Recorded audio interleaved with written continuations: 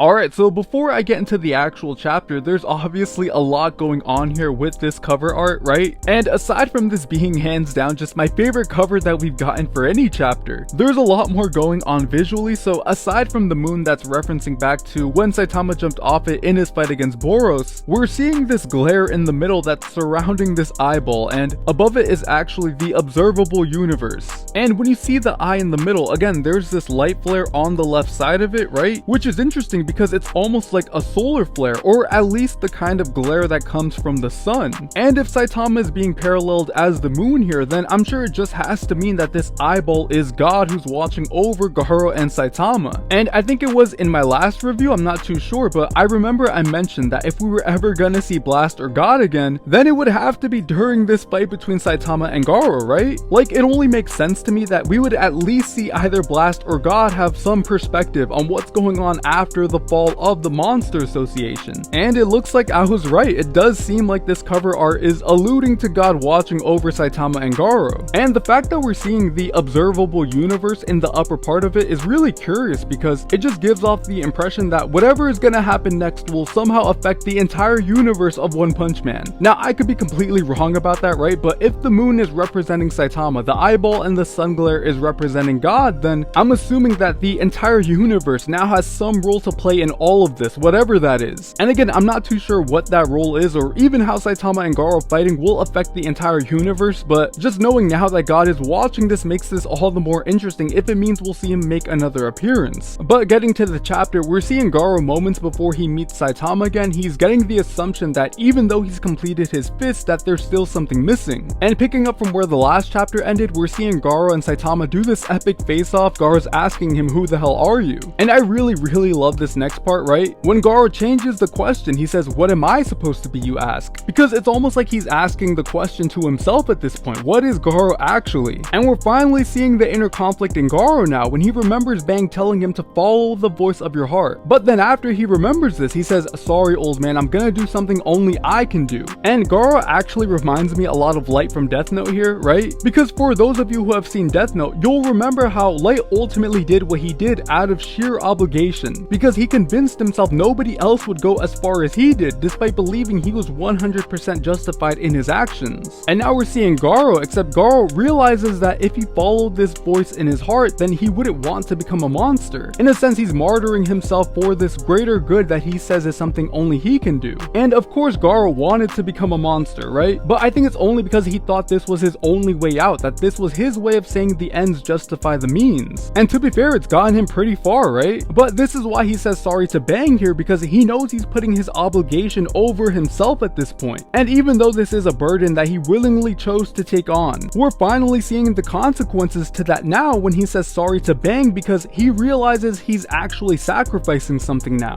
But Saitama's confused. He asks why would he save the helicopter and solo Sage Centipede if he were actually evil? And after Garo explains why, he tries to shoo Saitama away, telling him he's not stopping with the Monster Association, that he's also going after the Hero Association. And Saitama just casually dismisses him, telling Garo he's leaving after assuming Garo's just doing this as a hobby. And this next part is really interesting because we're seeing Saitama give off this pressure, and it's because he's legitimately mad here. He says, "I go to complain about the noise and somehow my house gets blown up. Now I'm stuck trying to find my stuff by fishing around in a tide pool. I kind of feel like I'd rather just obliterate the whole planet." And after he realizes Garo wasn't the Monster King, he decides to head off and leave Garo on his own. And I love how cool Saitama is, right? Because he's being honest. He really only showed up to complain about the noise and, you know, his own way of doing it, but still, it's not like he signed up for any of this and now he lost his apartment. And after saying this, Garo's taken back by his pressure. He decides to rush at Saitama here, but just enough to not kill him. But of course, Saitama's reaction speed sends Garo flying backwards, and we're seeing these flashbacks of when Saitama and him met previously, pretty much playing out exactly the same way. And in midair, Garo's thinking to himself, he says, "I remember now, that mysterious overpowered bald guy I kept running into over and over again. What an oversight, I forgot about the target who should take priority over everything else." And this is funny because it's true. Garo's seen Saitama's face on multiple occasions, so he's finally realizing his biggest mistake.